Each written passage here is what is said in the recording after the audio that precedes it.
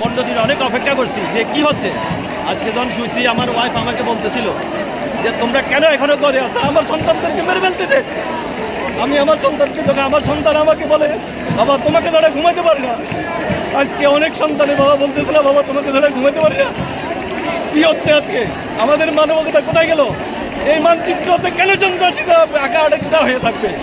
আজকে আমার সন্তানদেরকে আমার সন্তানদের যখন হাতের কাছে পাই তখন আমার বাচ্চাদেরকে কথা মনে হয়। আমি আবু সাইদের ভাই, আমি স্ত্রীদের ভাই, আমি সেই সন্তানদের কথা স্মরণ করতে চাই।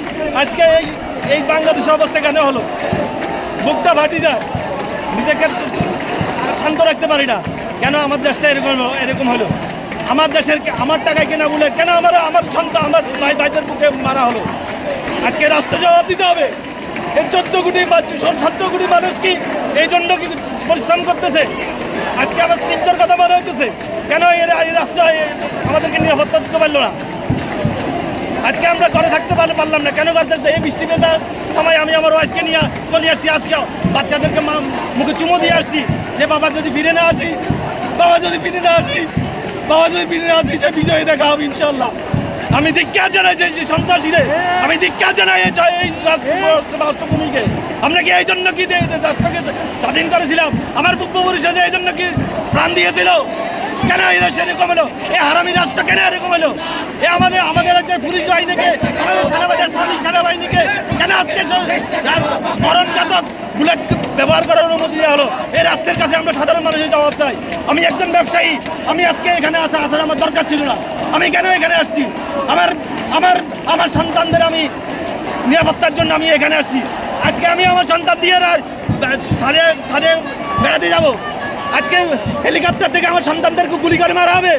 এই জন্য এই রাষ্ট্র কি স্বাধীন হয়েছিল? বঙ্গবন্ধু যদি আজকে জীবিত থাকতো ধিক্কার জানাতো। আমি মনে করি 7 মার্চের ভাষণ আজকে ঢাকা শহরে প্রত্যেকটা মোড়ে চালানো উচিত। আমাদের 7 মার্চের প্রত্যেকটা ভাষণ আজকে এই জনগণের পক্ষে কথা বলতেছে। আপনারা শুধু স্বাধীনতার চেতনার কথা বলেন, স্বাধীনতার চেতনার কথা বলেন।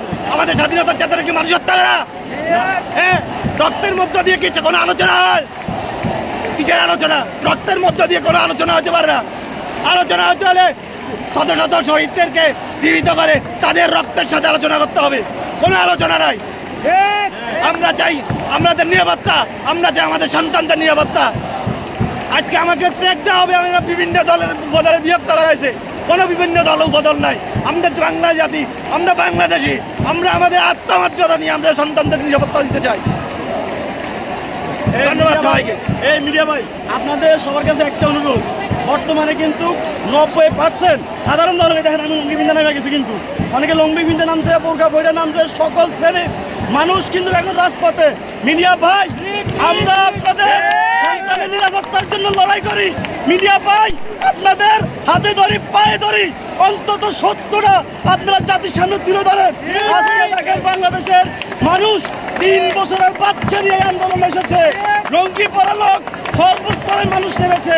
মিডিয়া ভাই, আমার যে আন্দোলন আপনারা একই আন্দোলন, তাই অনুরোধ এই গণ আন্দোলন আপনারা ভালোভাবে প্রচার করেন যাতে